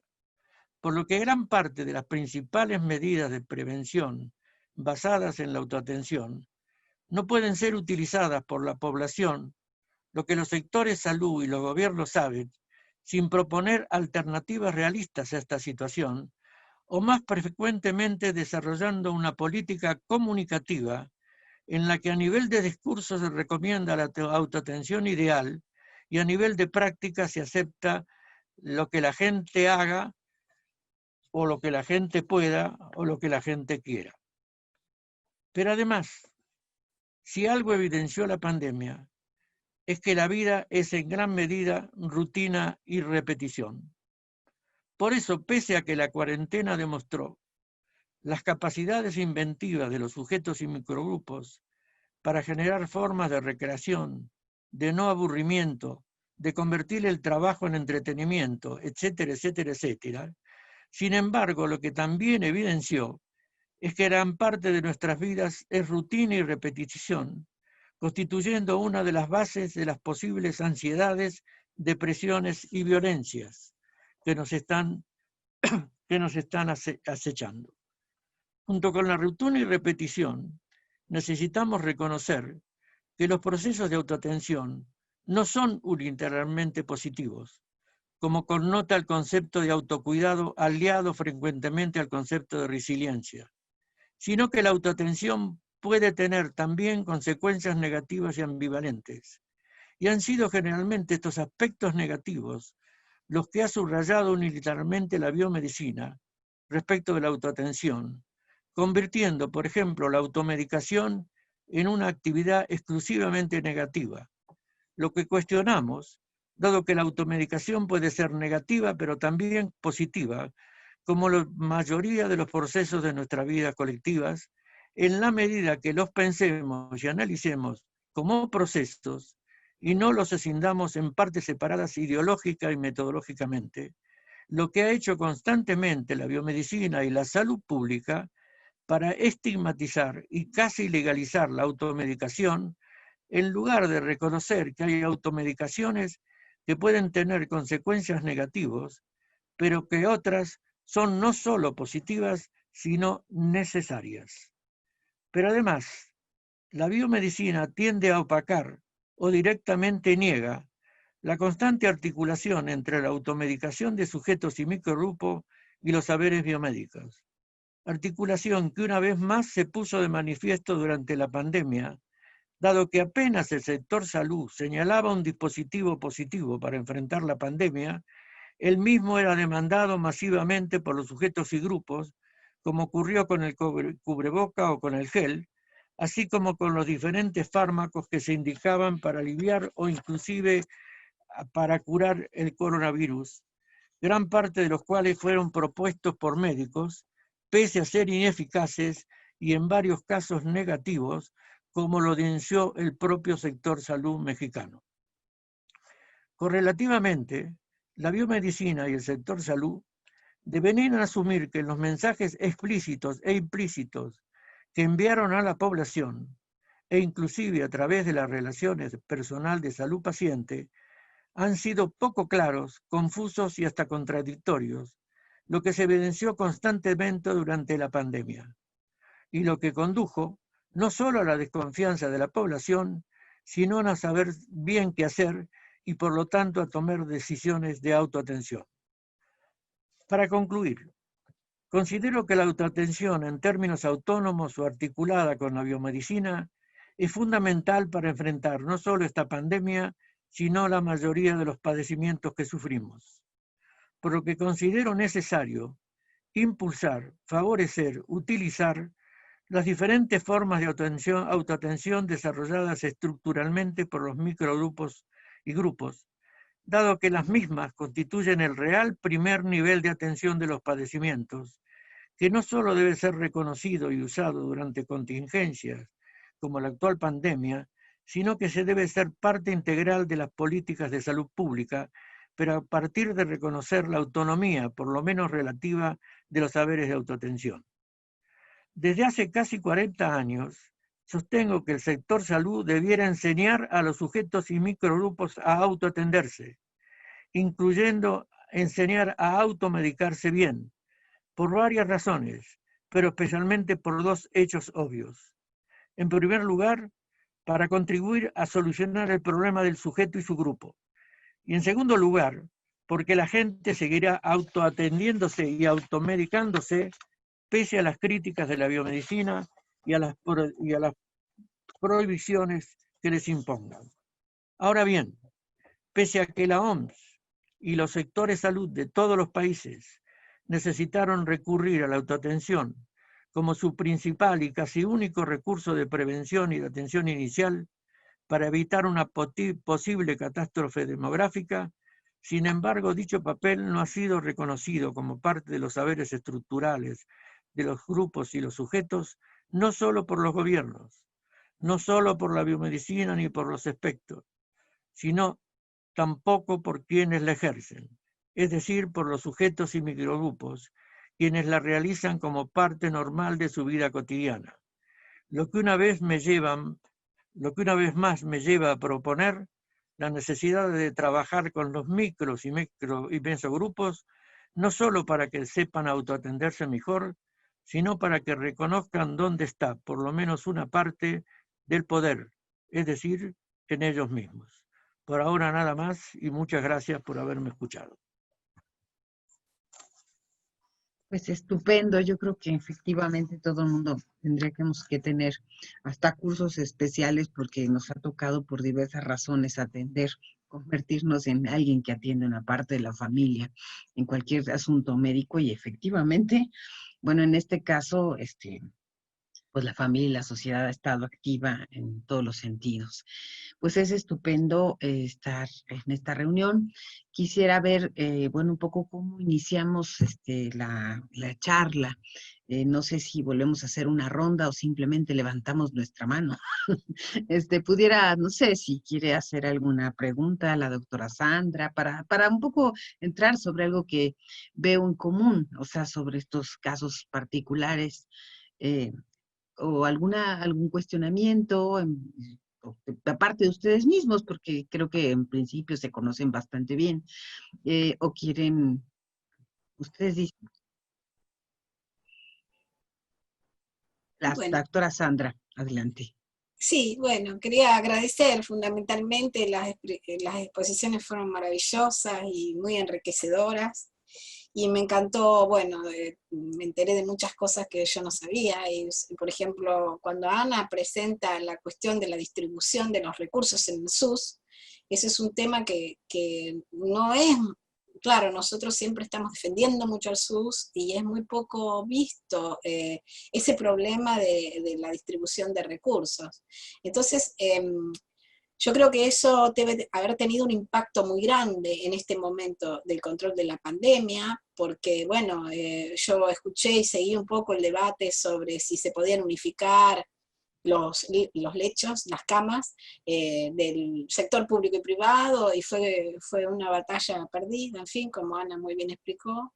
Y bueno, y yo no sé si eso lleva a algún tipo de conciencia de, bueno, de una necesidad de revisar el SUS. Si por otro lado, claro, no es el momento tampoco político para fortalecerlo. Sin embargo, yo creo que está bastante evidente que el papel del SUS ha sido fundamental, porque si no hubiese existido el SUS, tendríamos infinitamente más que 120.000 muertos, ¿no? Entonces, bueno, no, yo Muy puedo bien. seguir porque todas me encantaron, pero no sé si puedo hacerle también una pregunta al profesor Sí, Eduardo. adelante, vamos a sumar preguntas y después damos una segunda ronda, ¿les parece? Ahí está. Sí. Entonces, Eduardo, me parece fantástico la cuestión esta de la autoatención, porque es una cosa que uno no escuché, la primera vez que escucho en este contexto hablar de autoatención, si bien que estamos todos autoatendiéndonos. Si bien que es toda una cuestión muy de cuidado individual.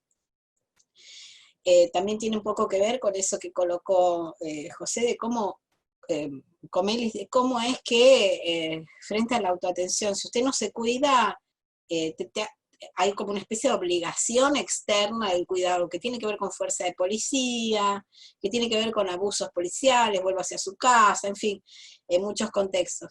Ahora, mi desesperación es cómo pensar en una autoatención cuando en un contexto donde el propio poder político y hasta la propia medicina es refractaria a eso. Por ejemplo, en el caso de Brasil, el Consejo Federal de Medicina y otros consejos de medicina fueron completamente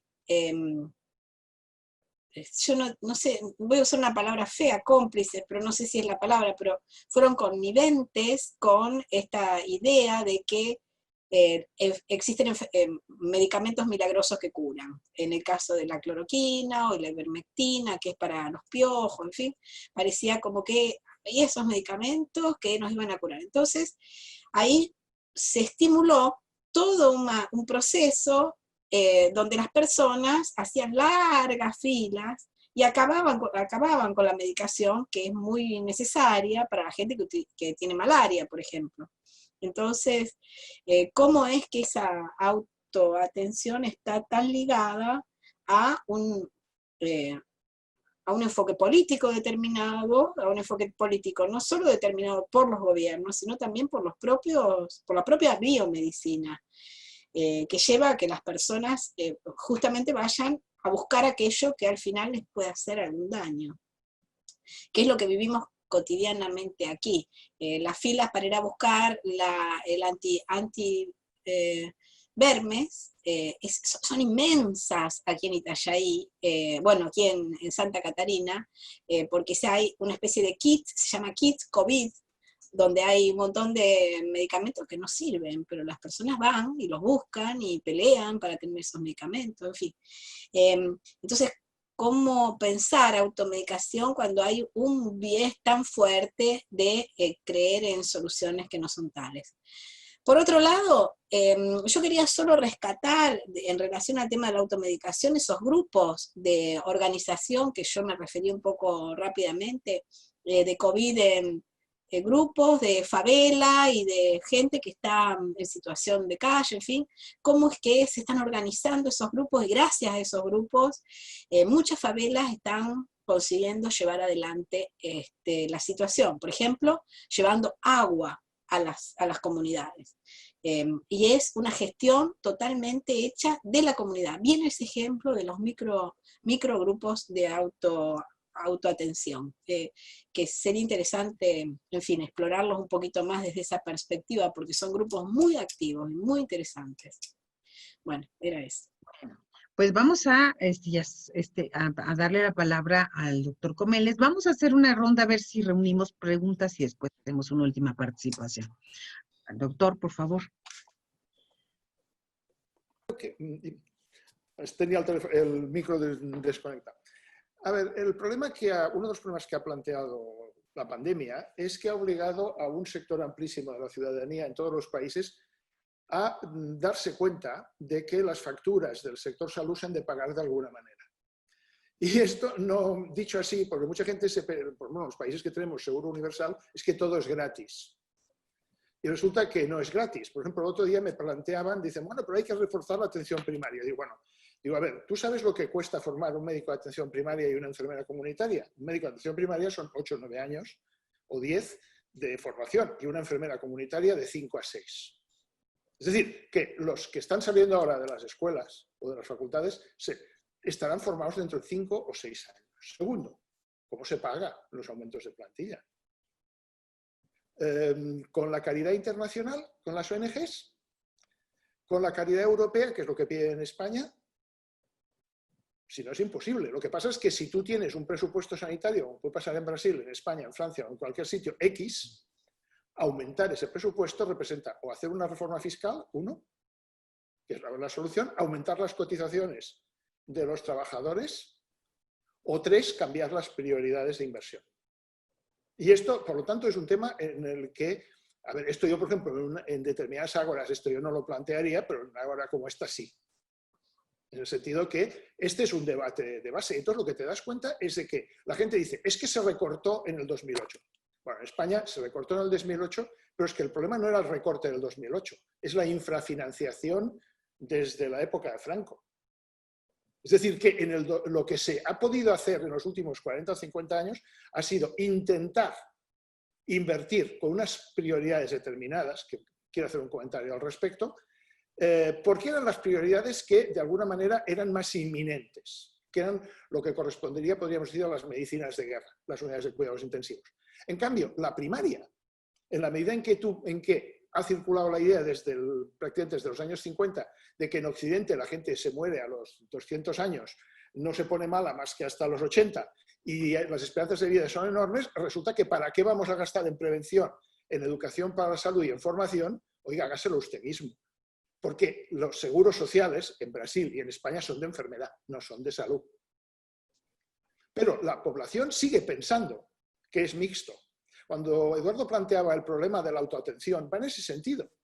Es decir, al final lo que estamos utilizando o las herramientas que estamos utilizando son herramientas de base, en el fondo muy comunitaristas. Yo llevo un grupo de discusión en este pueblo en donde, bueno, pero en lo que hablamos de todo, pero donde sobre todo se trata de que los participantes, que es un grupo de WhatsApp, tomen conciencia de que el problema no está en esperar que alguien te lo regale, sino que te lo has de ganar. Es decir, si hay que aumentar las tasas o la carga de personal asistencial, habrá que hacerlo, pero hay que pelear para esto. Pero es que no solo eso, es que hay que resolver problemas en este momento, urbanísticos, el urbanismo a partir de ahora no puede ser como era hasta ahora, porque no sabemos cuántos años vamos a convivir con la pandemia. Temas de saneamiento básico, que siguen siendo importantes. Un problema que se ha planteado enorme, que tiene que ver con esto, es cuál es el modelo de gestión de la gente mayor. En Europa y en Estados Unidos la tasa máxima de mortalidad ha sido en residencias. Y ha sido una mortalidad, ha sido una auténtica escabechina. Pero esto representa que hay que debatir cuál es el modelo de atención a tercera edad que hay. Hay que ponerlos sobre la mesa y ver cuál de ellos tenemos la capacidad de poner en marcha. Lo que es evidente, por ejemplo, por eso es imposible hablar de nuevas normalidades, es pensar que las distintas generaciones en una sociedad como la nuestra van a poder hacerse cargo de personas que viven hasta los 80, 90 o 100 años y que no van a ser a partir de un determinado momento autónomas. Y esto es un tema que se tenía que haber empezado a debatir hace 30 años, se ha debatido de una manera muy pobre en Europa, en algunos países, sobre todo en los países nórdicos, pero no está resuelto. Y la pandemia se ha cebado en esto. Y hay más temas, por ejemplo, ¿cuál es el papel del municipio? O sea, de las comunidades locales, de los grupos de sociedad civil de las comunidades locales. Porque al final, en situaciones de confinamiento, como plantea Eduardo, son muchas veces herramientas muy tontas, locales o muy simples, las que pueden funcionar. En este momento en España, bueno, sé las cifras de Cataluña, pero no tengo claras las de España. El 50% del brote actual de contagios se hace a escala doméstica o de reuniones familiares que se han reencontrado después del confinamiento. Porque se da la paradoja de que nos obligan a ir con mascarilla por la calle, con tapabocas por la calle, pero en cambio en las reuniones familiares no usamos tapabocas. Porque se supone que las personas que han llegado ahí no están contaminadas. Pues bien, sí, resulta que el otro día una historia, una de las personas de una de estas reuniones acaba confesando que está teniendo la enfermedad y que no lo ha dicho públicamente. Con lo cual ha obligado a confinar a un grupo de unas 40 o 50 personas. Estas son las paradojas. Estas son las paradojas. Y esto resulta que más o menos el 40%, me acaba de salir aquí un pop-up de estos en la pantalla, el 40% de las personas que tendrían que estar en cuarentena porque han estado en contacto con un contagiado, pasan de todo y no hacen y siguen andando por la calle. Claro, es una situación que es kafkiana. Claro, me decían, bueno, pero el cambio cultural, ¿cuándo? Bueno, pues un cambio cultural de estas características no se hace en 3 días. Yo no diré que requiera una generación, pero no andaremos muy lejos de eso. Pues, un detalle sobre todo con el tema de Ana Nemi, con el tema de la financiación hospitalaria. En España exactamente lo mismo. O sea, el problema de la financiación hospitalaria tiene que ver básicamente con sistemas de financiación y de gestión local. Y eso depende del tipo de sistema. Por ejemplo, nosotros en Cataluña tenemos un sistema mixto de entidades de fundaciones concertadas y de hospitales de la red, diríamos, estatal. Y en Alemania, pues todos son instituciones concertadas, igual que en Francia, igual que incluso también que en el Reino Unido. Se depende de cada país esto, pero hay una variabilidad enorme. Tenemos el tiempo encima, así que bueno, vamos a tratar de dar una ronda completa, pues parece que eso es lo que nos va a dar. Entonces, Ana, si quieres participar o hacer un comentario sobre la mesa y sobre lo que se te ha preguntado. Voy a comentar algunas cosas porque me ha gustado mucho todo, he aprendido un poco, pero que me gustaría comentar 2 cosas. Primero, la distribución de recursos en el SUS que ha hablado Sandra, es que el SUS fue construido después de la dictadura militar, entonces que teníamos el anhelo de una enorme descentralización. Por eso la idea de regionalización, como se llama, en mi malo español, pero que la idea era que como los Brasil son los Brasiles, porque hay muchos, en las comunidades locales se podría utilizar los recursos, pero que no ha habido una descentralización de la recaudación de impuestos. Entonces, que el gobierno federal tiene mucho más poder para hacer la distribución. En esa época de pandemia, cuando un gobierno negacionista, los recursos que han sido aprobados para enfrentar la pandemia no fueron distribuidos como se debería. No fueron gastos, puedes imaginar. No gastamos todo lo que la Asamblea ha dicho que pudiéramos hacer. No gastamos. ¿Por qué? Porque en la ley el SUS es regionalizado, pero en la práctica el gobierno federal está con la mayor parte de los impuestos. Esto es una cosa. En la práctica también la atención primaria perdió mucha fuerza. Tuvimos un enorme trabajo para fortalecer la atención primaria.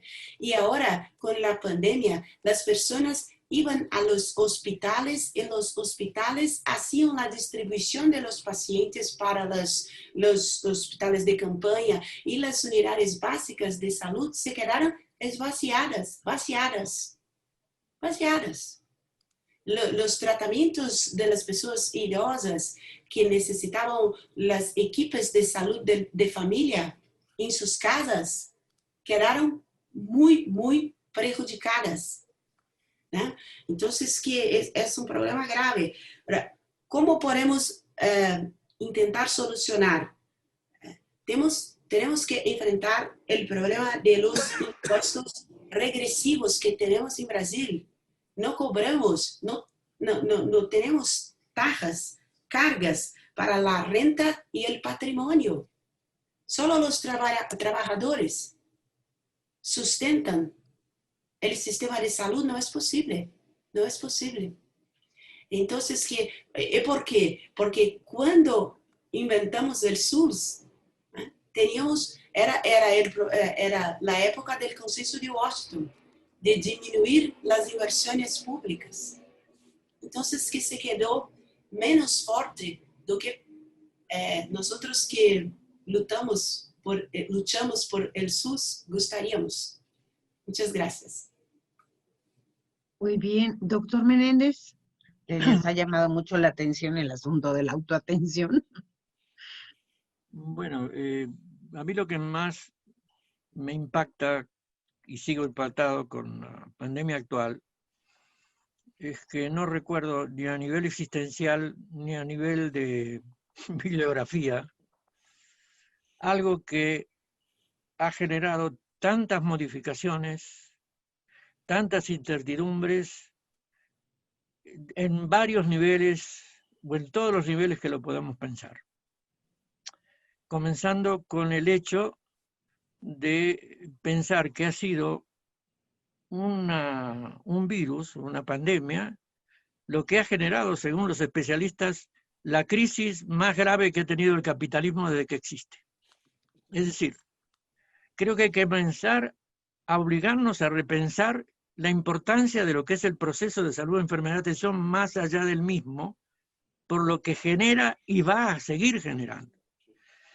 Porque si uno lo piensa y lo remite a los diferentes niveles, ha generado una visibilidad de las injusticias dentro de las que vivimos y también de algunas justicias, para no ser tan negativos, que de alguna manera la ponen de manifiesto como ningún otro proceso. La cuestión es si la vamos a recuperar o la vamos a dejar ahí. No recuerdo ningún otro proceso que haya hecho tan visible, porque lo hace visible en términos de mortalidad o de discapacidad, las desigualdades socioeconómicas, los niveles de pobreza que soportamos, los niveles de informalidad donde vivimos. Ahora, esta visibilidad que tenemos, ¿la vamos a seguir invisibilizando una vez que se termine o vamos a tener la capacidad para seguir para adelante? Yo creo que además hay que pensar que es en función de la conmoción colectiva a nivel internacional que ha generado la pandemia, el que ha permitido que tomen el giro que están tomando fenómenos tan distintos como es el gran movimiento antirracista norteamericano en este momento o fenómenos como el de Bielorrusia en este momento.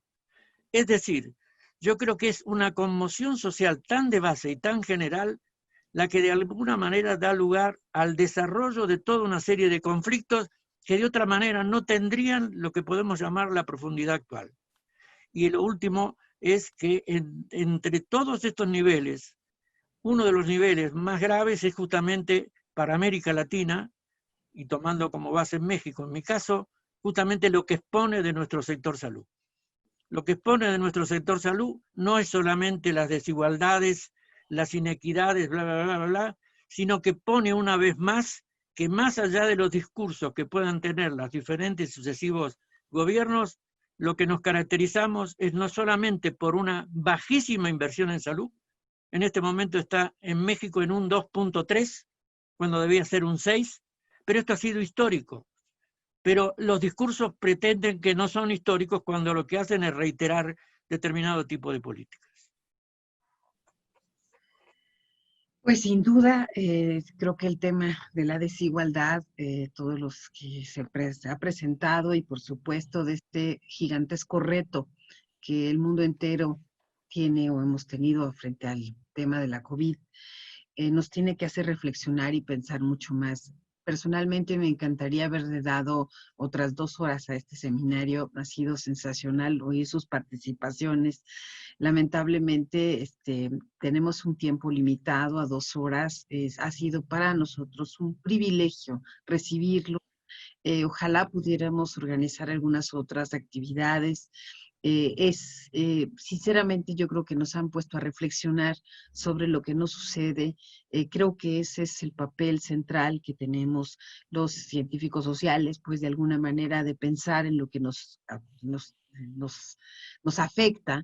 Y en este caso, como dice el doctor Menéndez, pues nada ha sido tan dramático y nos ha cambiado o ha tenido tantas implicaciones, y ojalá sí podamos llegar a construir un mundo mejor.